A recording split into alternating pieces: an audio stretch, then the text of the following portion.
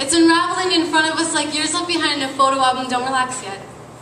If you blink, you might miss moments of information and censored conversations. Now, this isn't a word with syllables, and I'm not sure if we found a meaning yet, but you can feel it.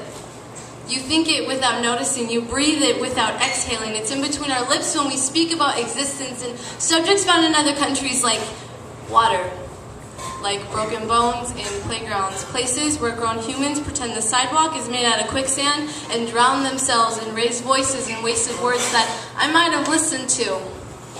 They weren't so loud. Now, I'm going to pretend I know where I'm going, and you might stay stuck for fear of falling into the street, even though those brave enough learn so much more just trying to figure out why the chicken crossed the road.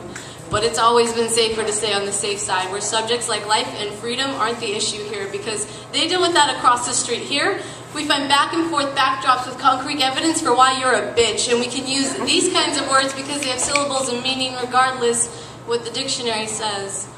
There's a place, as big as the box I'm standing in, that stages endless possibilities like a campaign for brilliance, and not the kind you find in school, not the kind you find mastering your talents, the kind you find when introduced to somebody who simply has that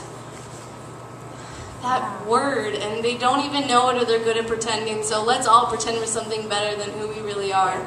Let's pretend it all doesn't really matter.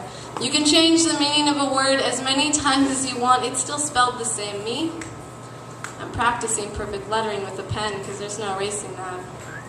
Even if my sentences don't make sense sometimes, I couldn't care less. Regardless of how much you've soaked in, you still won't understand what word it is I'm attempting to portray to you. Unfortunately, neither will I, but I wrote my best.